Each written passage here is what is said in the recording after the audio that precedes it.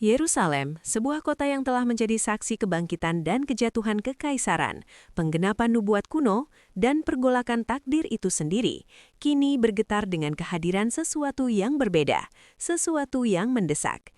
Jalan-jalan kunonya berbisik tentang masa depan yang telah diramalkan. Pertanyaannya adalah, apakah saat itu tiba sekarang? Yerusalem tengah mempersiapkan sesuatu yang lebih mendalam daripada imajinasi kita. Sebuah nubuat kuno yang telah tertidur selama berabad-abad, kini bangkit kembali, membawa pergeseran kosmik yang tak bisa diabaikan. Apa yang sedang dipersiapkan oleh kota tua ini di ujung dunia? Lebih menggentarkan lagi, mungkinkah ini menjadi tanda kembalinya Yesus lebih cepat dari yang pernah kita duga? Tanda-tandanya begitu jelas, dunia berada di ambang kehancuran. Apakah kita siap menghadapi hal yang tak terbayangkan? Temuan mengejutkan dari para pemimpin agama Yerusalem menunjukkan bahwa kembalinya Yesus mungkin terjadi dalam hidup kita. Di balik Bukit Zaitun, terdapat aktivitas geologis yang mengguncang pemikiran para ilmuwan saat ini. Nubuat menggema. Pada hari itu, kakinya akan berdiri di Bukit Zaitun, sebelah timur Yerusalem, dan bukit itu akan terbelah menjadi dua. Yerusalem menjadi panggung bagi peristiwa-peristiwa yang mempersiapkan momen mengubah dunia. Namun, siapakah umat manusia dalam menghadapi kenyataan yang sedang terjadi? Atau mungkin kita telah melewati titik tanpa kembali?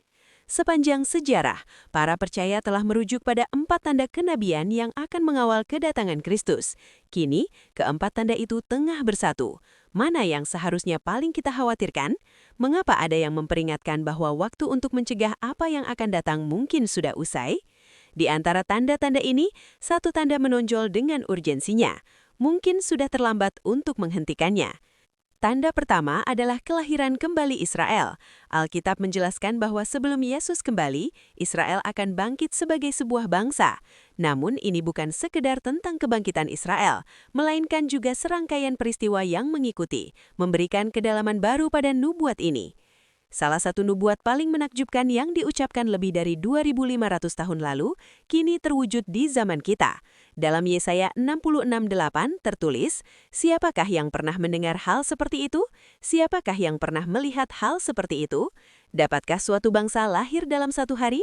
Dapatkah suatu negeri didirikan dalam sekejap?" Pada tanggal 14 Mei 1948, nubuat ini menjadi kenyataan. Israel lahir dalam satu hari. Namun, apa peristiwa astronomi yang terjadi pada hari itu yang menunjukkan bahwa tangan Tuhan berada di balik pemulihan Israel? Ini bukan kebetulan, ini adalah tindakan ilahi. Setelah hampir 2000 tahun dalam pengasingan, Israel bangkit kembali. Namun kekuatan misterius apa yang mendorong bangsa Yahudi untuk kembali dengan laju yang begitu cepat? Banyak yang meragukan bahwa kembalinya Israel akan pernah terjadi. Tetapi Tuhan memiliki rencananya yang lebih besar. Di tengah masa pasca Perang Dunia Kedua, mujizat terjadi. Israel dilahirkan kembali dan nubuat-nubuat mulai terwujud dengan cepat. Pada tahun 1967, Israel berhasil merebut kembali Yerusalem setelah hampir 2 milenium. Pada tahun 1995, Yerusalem secara resmi dinyatakan sebagai ibu kota abadi Israel. Dan pada tahun 2018, Amerika Serikat mengakui Yerusalem sebagai ibu kota Israel. Seluruh dunia kini terpaku pada Israel. Tanda kedua adalah pengumpulan kembali umat. Umat Yahudi tidak hanya kembali ke tanah air mereka, tetapi dengan kecepatan yang belum pernah terjadi sebelumnya. Apa yang mendasari migrasi luar biasa ini? Kekuatan tak terlihat apakah yang sedang bekerja di baliknya? Dalam Ulangan 33 dijanjikan, "Maka Tuhan Allahmu akan memulihkan keadaanmu dan mengasihani kamu, dan mengumpulkan kamu kembali dari semua bangsa tempat Ia telah menyebarkan kamu." Yehezkiel 37:1-14 menggambarkan umat Israel yang kembali hidup. "Aku akan membawa kamu kembali ke tanah Israel." Kekuatan supranatural manakah yang memungkinkan pengumpulan ini?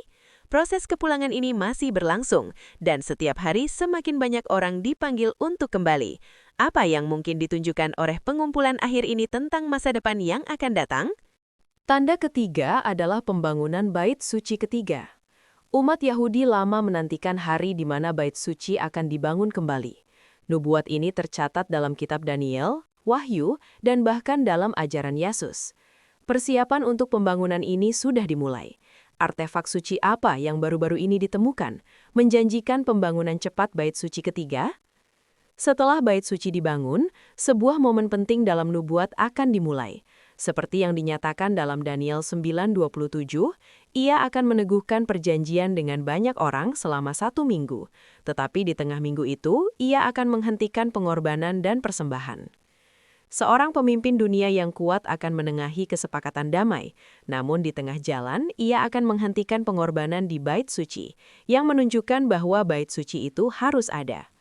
Kesepakatan apa yang sedang dibuat di balik layar untuk memastikan pembangunan kembali bait suci? Dalam 2 Tesalonika 2 ayat 4, dikatakan tentang penguasa masa depan yang akan menyatakan dirinya sebagai Allah di dalam bait suci. Agar hal ini terjadi, bait suci ketiga harus dibangun, dan itu sudah dalam proses.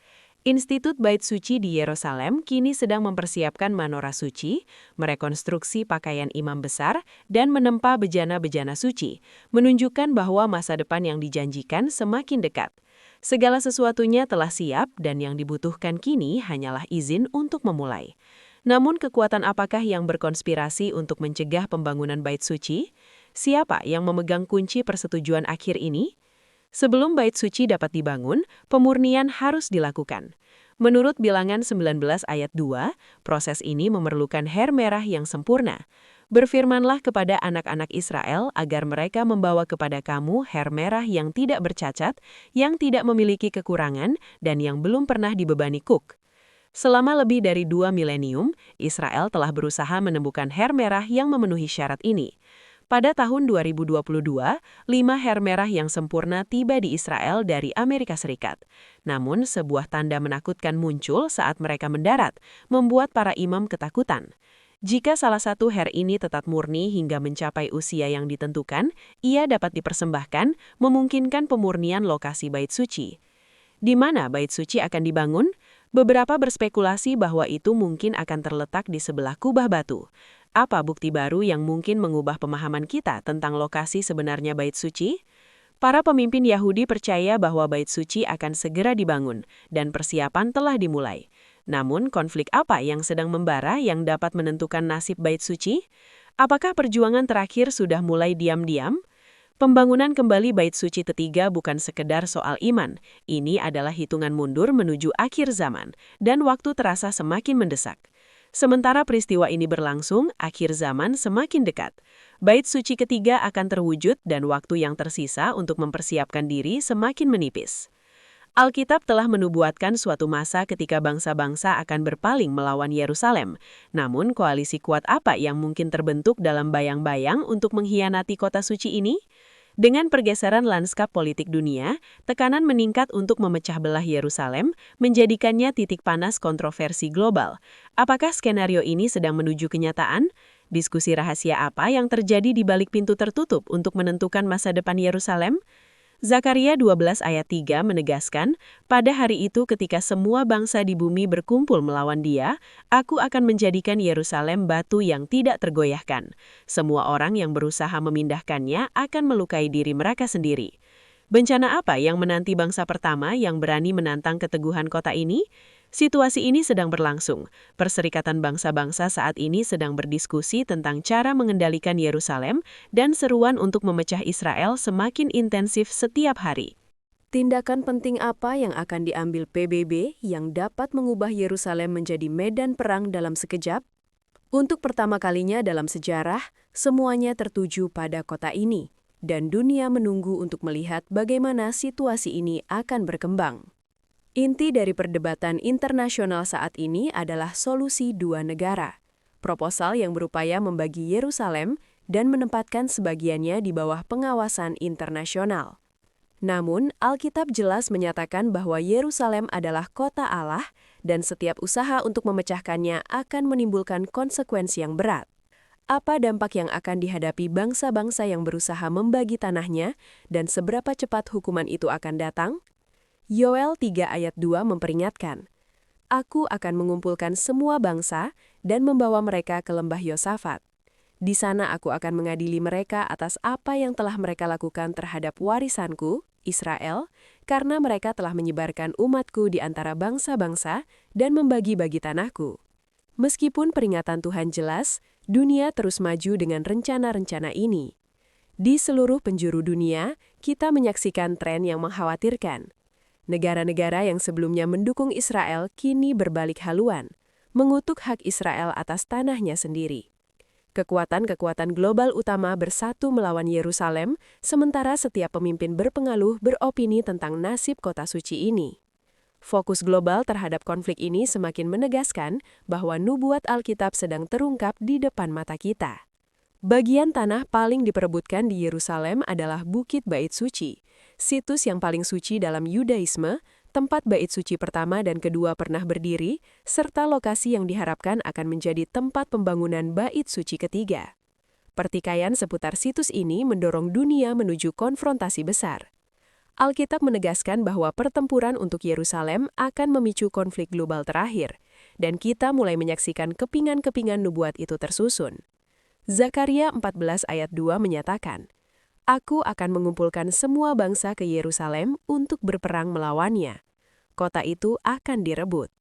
Dalam penuturan ini, jelaslah bahwa dunia akan bersatu melawan Yerusalem dan perang terakhir akan berpusat di kota ini. Ketika bangsa-bangsa bangkit melawan Yerusalem, Yesus sendiri akan kembali. Sementara itu, kota suci ini sedang mempersiapkan momen penggenapan nubuat, dengan bangsa Yahudi yang kembali dan serangkaian peristiwa yang terjadi lebih cepat daripada yang diperkirakan. Dunia mungkin percaya bahwa mereka mengendalikan narasi, tetapi Tuhan telah menuliskan akhir cerita. Akankah penentangan dunia terhadap nubuat justru menjadi penyebab kehancurannya? Sang Raja sedang dalam perjalanan. Namun, nubuat terbesar di antara semua adalah kembalinya Yesus. Zakaria 14 ayat 4 mencatat, "Pada hari itu kakinya akan berdiri di Bukit Zaitun, di sebelah timur Yerusalem, dan Bukit Zaitun akan terbelah menjadi dua." Ketika Yesus kembali, ia akan menginjakkan kaki di Bukit Zaitun, dan bumi akan terbelah sebagai tanda kedatangannya. Lalu, kejadian apa aneh yang kini terjadi di Bukit Zaitun yang menandakan waktu kembalinya Yesus semakin dekat? Ketika ia menyentuh tanah, geologi itu sendiri akan terbelah. Para ilmuwan telah mengidentifikasi garis patahan yang membentang di bawah Bukit Zaitun. Jika gempa bumi signifikan terjadi, gunung itu bisa terbelah sesuai dengan nubuat Alkitab. Aktivitas seismik apa yang saat ini sedang diamati di bawah Bukit Zaitun, dan mungkinkah itu bisa terjadi dalam waktu dekat?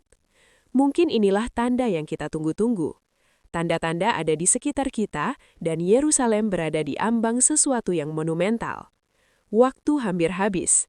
Apa sinyal terakhir yang akan muncul di Bukit Zaitun yang menegaskan kedatangan Yesus sudah dekat? Bagaimana jika tanda itu sudah mulai terlihat?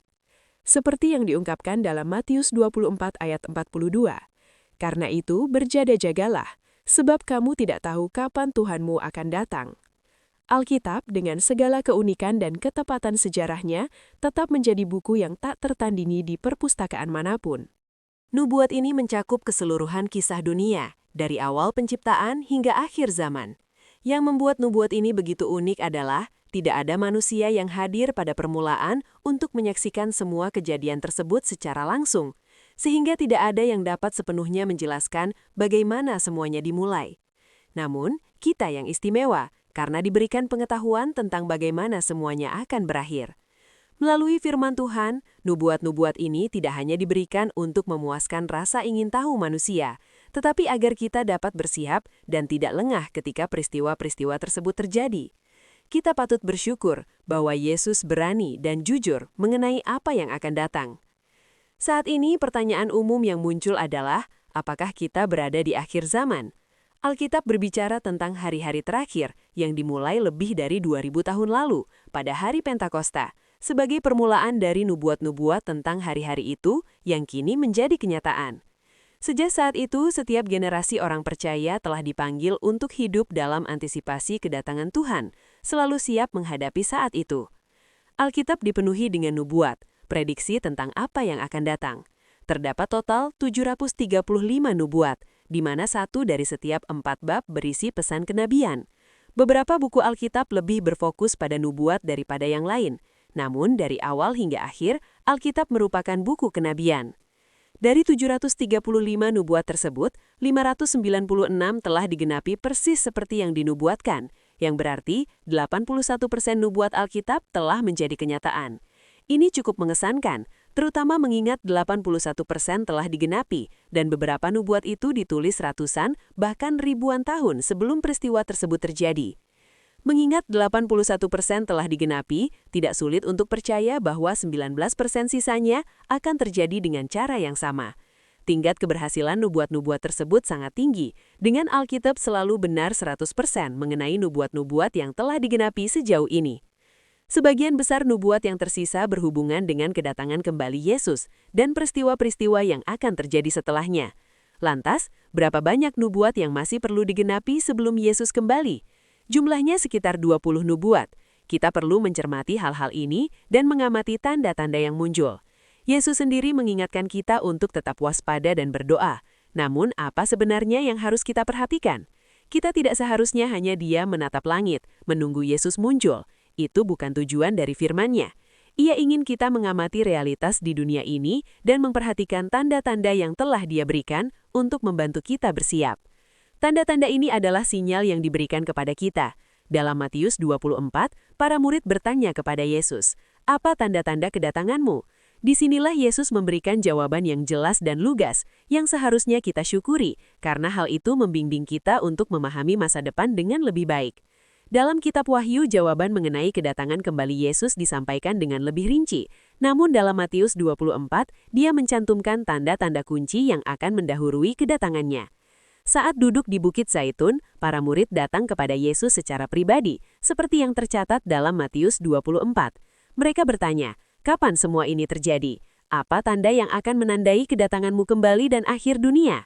Yesus menjawab, "Jangan biarkan siapapun menyesatkan kamu. Banyak orang akan datang dalam namaku dan mengaku, 'Akulah Mesias,' dan mereka akan menipu banyak orang. Kamu akan mendengar tentang peperangan dan kabar tentang perang, tetapi janganlah kamu takut. Hal-hal ini harus terjadi, tetapi akhir zaman belum tiba. Bangsa akan bangkit melawan bangsa dan kerajaan melawan kerajaan. Akan ada kelaparan dan gempa bumi di berbagai tempat. Semua ini adalah permulaan dari sakit bersalin.